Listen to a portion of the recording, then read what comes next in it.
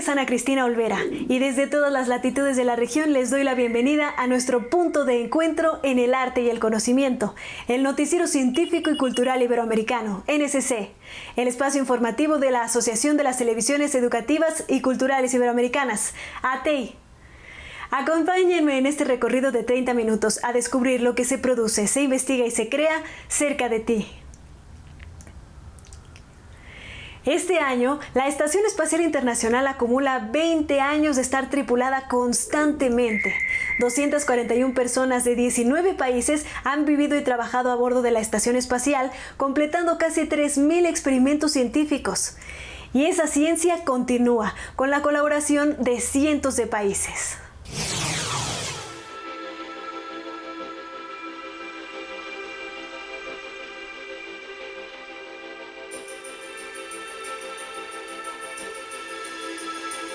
The SS Kalpana Chawla takes flight, sights set on the International Space Station.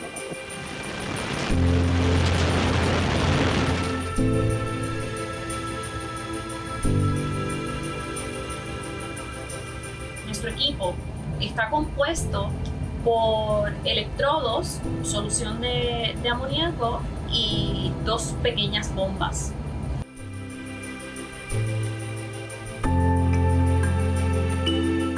Obviamente la misión de nosotros es resolverle un problema a NASA y tratar de ayudarlos a purificar la orina de una forma más eficiente, que también pueda producir energía, o que la cantidad de energía que tenga que usar para purificar sea poca.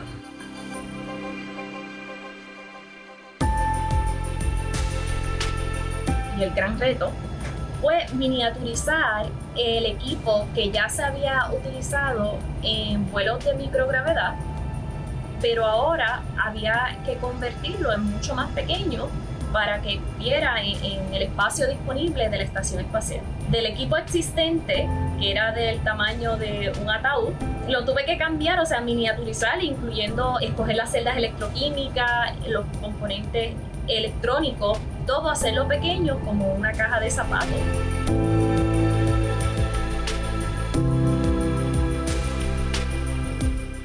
Una de ellas fue el huracán María.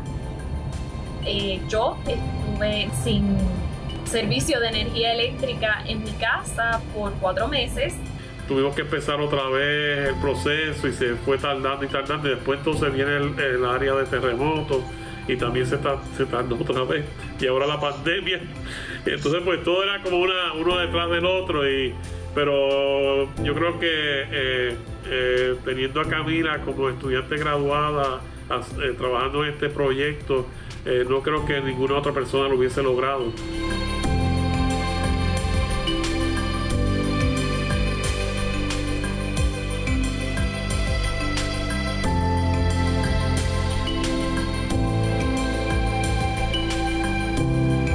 Estoy más que nada contenta porque siento que mi esfuerzo está dando frutos.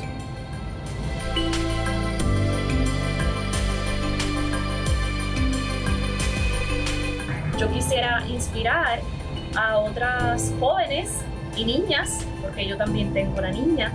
Quisiera que mi ejemplo fuera muestra de que los sueños son alcanzables y es palpable, que participar en proyectos de NASA no es algo lejano, sino que con determinación y esfuerzo uno puede lograrlo, que no pierdan la esperanza.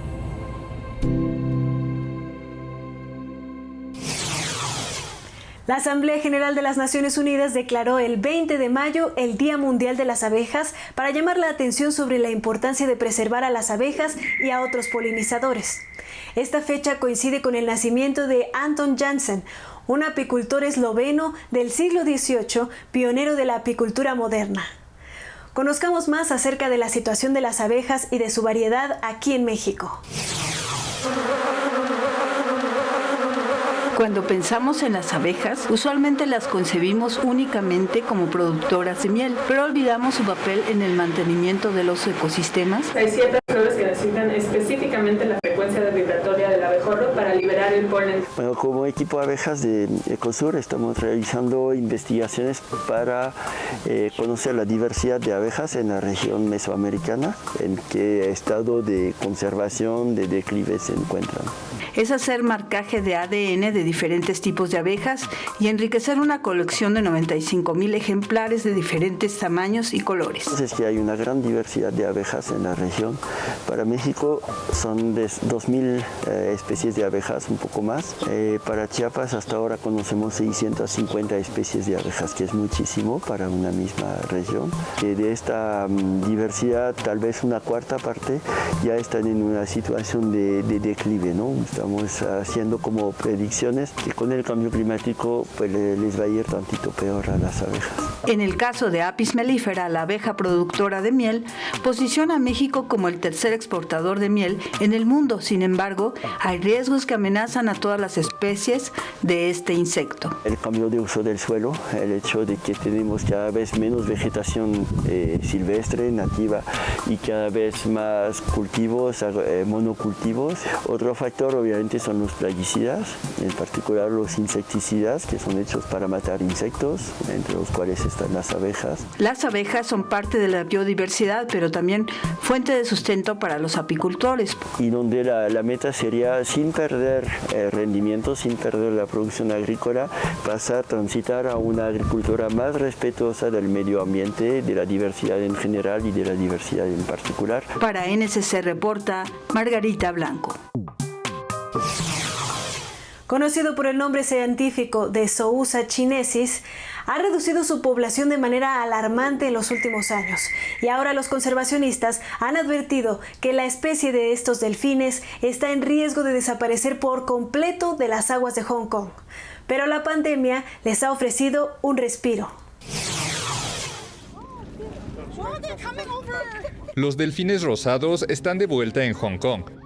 La suspensión del tránsito de transbordadores desde y hacia Macao desde febrero ayudó a que estos cetáceos regresaran a la zona, donde también están las grandes ciudades chinas de Shenzhen, Cantón y Dongguan. Una vez que los ferries se detuvieron, se volvió más fácil ver delfines en el área donde los ferries solían viajar. Y no solamente estamos viéndolos más fácilmente, también los vemos comportándose de maneras que no observábamos antes. Comportamientos como alimentarse, socializar, interactuando entre ellos. El hábitat del delfín blanco chino, conocido popularmente como rosado, fue destruido con la construcción de gigantescas infraestructuras como el aeropuerto de Hong Kong y el largo puente marítimo que conecta la isla con Macao y la ciudad de Zhuhai en la provincia de Guangdong. De hecho, su población ha caído entre un 70 y un 80% en los últimos 15 años en esta área, una de las más industrializadas del planeta. El delfín blanco chino necesita usar la acústica submarina para escuchar su mundo. Escuchan para aparearse, para socializar, para alimentarse, para navegar y más. Todo lo hacen con señales acústicas. Cuando tenemos un tráfico intenso de transbordadores, particularmente los ferries de alta velocidad, eso es muy perturbador y desorientador para los animales.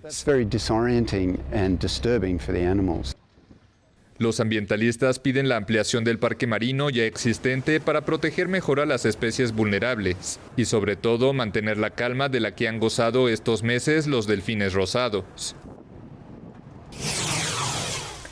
La mayoría de las enfermedades tienen un componente genómico, por lo que una de las herramientas más importantes para determinar qué es lo que mantiene la salud es analizar la información genética.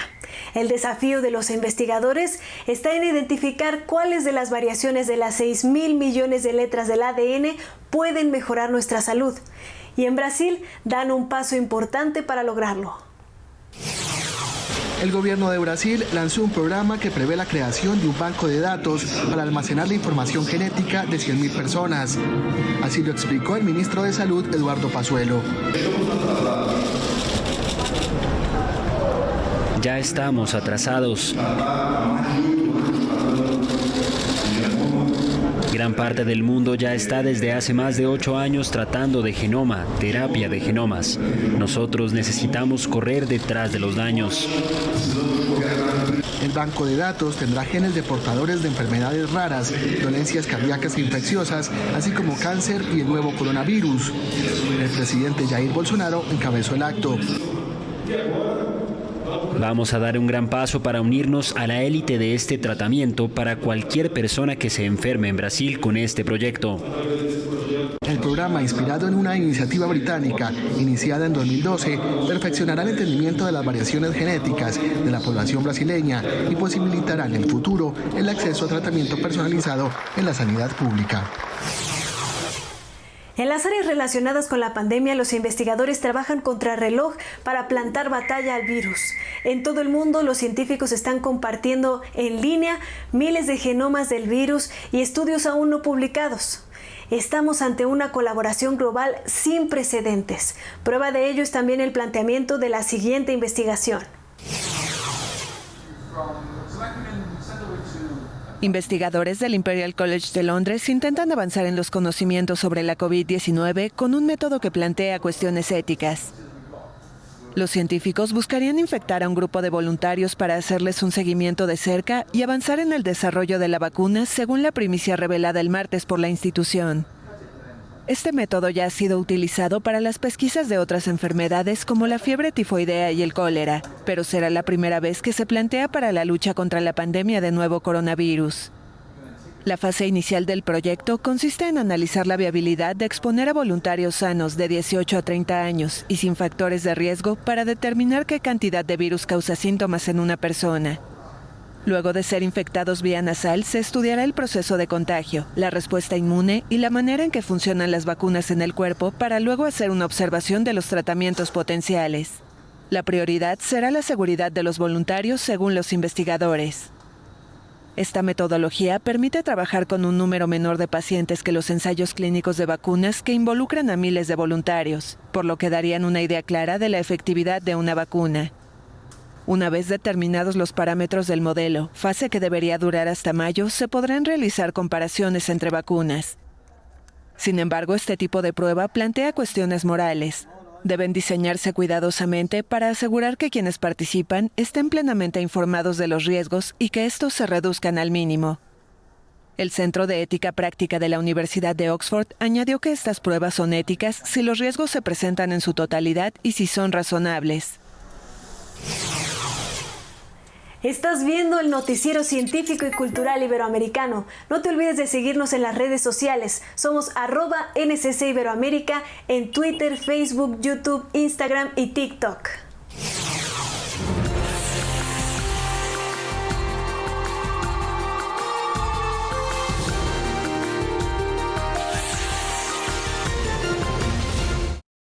Conozca la información detallada de las últimas noticias en la Universidad Autónoma de Tamaulipas en What Informa, el noticiario de los universitarios. Con transmisiones en todo Tamaulipas y en el Valle de Texas. Ubica el horario de tu localidad. No se lo pierda, esto es What Informa. Las conversaciones con los universitarios más destacados, detalles de sus trayectorias, proyectos, ideas, estrategias y planes de trabajo. Soy Raúl Teja y te invito a que seas testigo de los diálogos universitarios. No te pierdas este programa solo por TV Watt.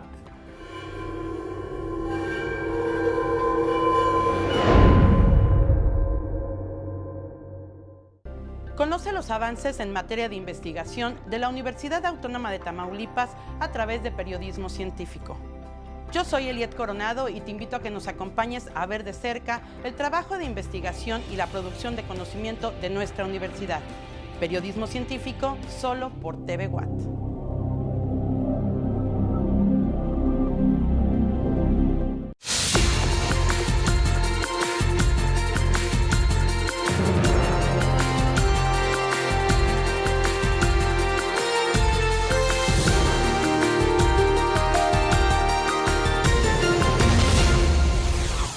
El astronauta Mike Massimo publicó un libro en el que relata su experiencia en los viajes espaciales para reparar el telescopio Hubble.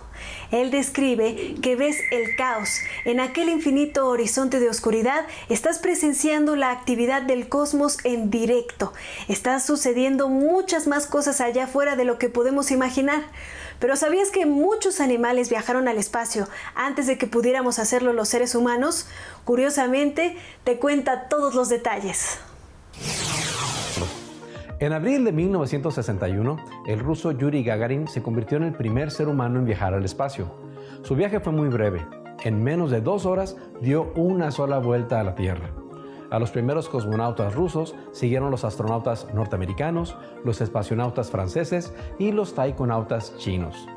Hasta este momento, cerca de 540 personas, incluyendo turistas espaciales, representando 38 países diferentes, han superado la línea de Kármán, que es la frontera entre la atmósfera y el espacio exterior a más de 100 kilómetros de altura.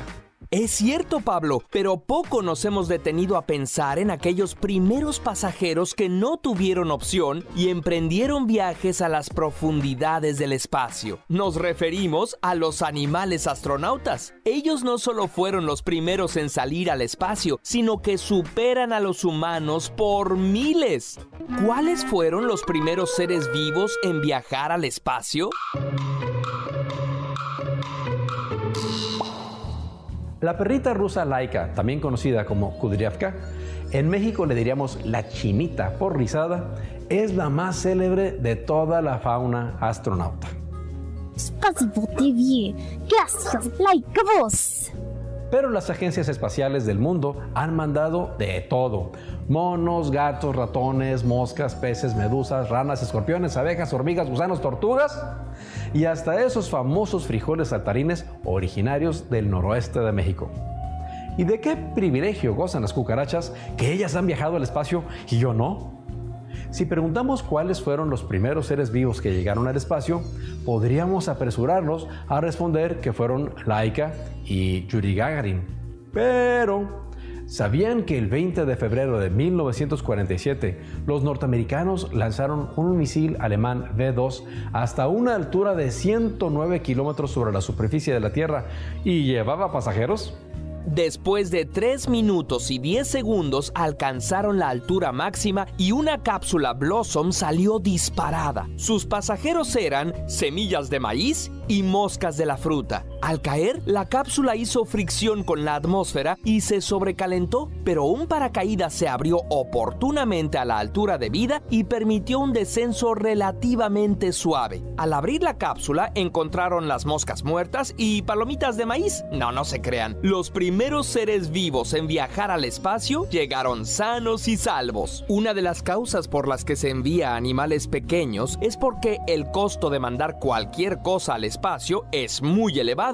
Al día de hoy, omitiendo lo que la compañía SpaceX pudiera llegar a lograr en el futuro en cuanto a disminución de esta cifra, cuesta alrededor de $20,000 poner 1 kilogramo de carga en órbita terrestre. El muchacho. Ay. Para mandar al espacio muchacho, que pesa el doble de lo que pesaba Laika, tendríamos que pagar más de $240,000. Por este motivo, los animales astronautas suelen ser más bien pequeños o medianos y no gorditos como muchacho, sin ofender muchacho. Por más de 65 años hemos experimentado, entre otras cosas, con los efectos que producen la microgravedad o la radiación cósmica en los seres vivos. Los primeros animales en ser enviados al espacio, como mencionamos antes, fueron moscas de la fruta en el cohete nazi V-2 confiscado por los norteamericanos. Desde entonces, además de Estados Unidos, la Unión Soviética, China, Japón, Francia, Irán y Argentina, así como las empresas Bigelow Aerospace y SpaceX han enviado en conjunto 186 diferentes especies al espacio. Y si añadimos las bacterias, esta cifra se multiplica. Algunos científicos incluso afirman que el Curiosity podría haber llevado de aventón alrededor de 60 especies de bacterias terrestres a Marte. Mientras que los americanos usaron monos para distintas pruebas que abrieron el camino a las misiones lunares, los rusos prefirieron usar perritas callejeras y sin hogar, como yo. Según ellos, nosotras éramos más tranquilas que los monos, soportábamos mejor los entrenamientos y estábamos más adaptadas al frío extremo. otras 2 perritas y yo fuimos entrenadas para viajes espaciales en pequeñas jaulas, para acostumbrarnos a espacios confinados y aprendimos a comer un gel nutritivo, que sería nuestro alimento en el espacio. Nos sabía muy rico, por cierto. Para cuando Yuri Gagarin había hecho el primer vuelo espacial, al menos 10 perritas, 2 conejos, 40 ratones, 2 ratas y unas cuantas moscas ya nos le habíamos adelantado. Antes que cualquier humano, un grupo de tortugas, moscas, gusanos y bacterias fueron a la Luna y regresaron a salvo. ¿Cuáles han sido los animales que han sobrevivido por más tiempo en el espacio y regresaron sanos y salvos? ¿Y alguno de ustedes ha oído hablar de los árboles lunares? No me refiero a las plantitas de algodón chinas. Estantes vacíos que recubren supermercados, agricultores que arrojan leche y abandonan campos de cultivos, restaurantes que despiden al personal. El panorama de la comida ha cambiado drásticamente gracias a los avisos de permanencia en el hogar y al distanciamiento social en la era de la COVID-19. Pero en Argentina, una importante bebida sobrevive decorosamente. El vino argentino se vio beneficiado por la pandemia. En la provincia de Mendoza, corazón de la producción y de la atesorada uva Malbec, la COVID-19 llegó en marzo cuando gran parte de la vendimia ya estaba terminada, porque el aumento de las temperaturas adelantó la cosecha. Entre enero y septiembre, el sector registró un incremento de la exportación de 40,57% respecto al mismo periodo de 2019, y en septiembre un récord de despachos fraccionados con más de 20 millones de litros, según el Instituto Nacional de Vitivinicultura.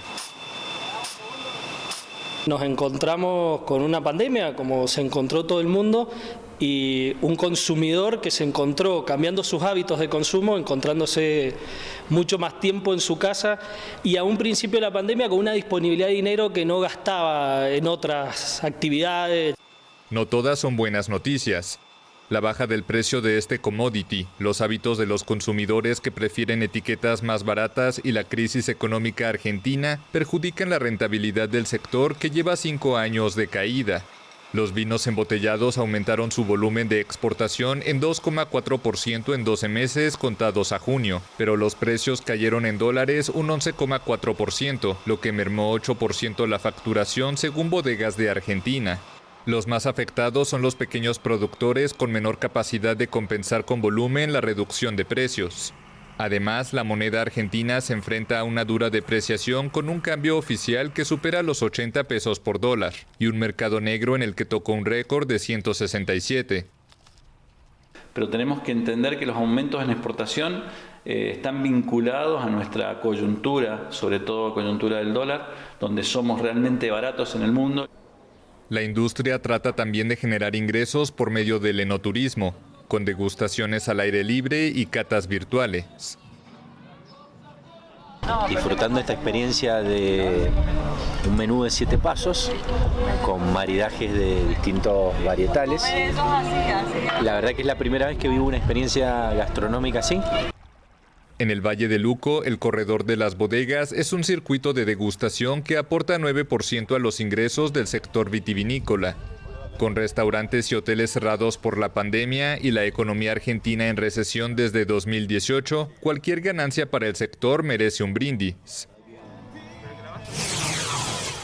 Pocos poetas han logrado lo que Raúl Saurita. No solo escribió una inmensa cantidad de libros, entre los que se pueden destacar Purgatorio, INRI, Un par de piedras, El paraíso está vacío y Los poemas muertos, y recibió el apoyo y el cariño de muchos escritores del mundo. También ganó premios, el Nacional de Literatura y el Iberoamericano Pablo Neruda, entre tantos otros. Y este año suma uno más a su lista. La Embajada de España en Chile homenajeó al poeta chileno Raúl Saurita con motivo del Premio Reina Sofía de Poesía Iberoamericana que le fue concedido este año, galardón que, según dijo el poeta, le permite vivir su minuto de felicidad en medio del apocalipsis. Incluso en el apocalipsis, el ser humano tiene derecho a su segunda felicidad. Entonces esta fue mi felicidad, ¿cierto?, a recibir este premio. mi alegría, una alegría que necesariamente después está temperada por todo lo que está sucediendo, por la pandemia, por la situación del país. Pero me alegro de haberlo recibido, me alegro de la gentileza de que ustedes se hayan reunido. El autor de Purgatorio y Anteparaíso fue agasajado en la residencia del embajador de España en Chile, Enrique Ojeda, con la presencia del subsecretario de Cultura de Chile, Juan Carlos Silva, y de un reducido grupo de familiares, amigos y personalidades de la cultura. A través de un video, Zurita recibió la enhorabuena de Llanos Castellanos, presidenta de Patrimonio Nacional de España, una de las entidades que entrega este galardón, que fue anunciado el pasado 8 de septiembre. También enviaron sus felicitaciones la directora de la Academia Chilena de Lengua, Adriana Valdés, y el director del Instituto Cervantes, Luis García Montero. Gracias por habernos acompañado en este viaje informativo del Noticiero Científico y Cultural Iberoamericano, NSC. Este espacio de encuentro no sería posible sin la colaboración y las plataformas de los socios de ATEI y las agencias informativas AFP, EFE, Xinhua, Notimex, Euronews y la Deutsche Welle. Si quieren saber más, podemos estar comunicados a través de la web en noticiasnsc.com y las redes sociales. Nos encuentran como @NSC Iberoamérica en Twitter, Facebook, YouTube, Instagram y TikTok. Yo soy Ana Cristina Olvera y los espero en una próxima emisión.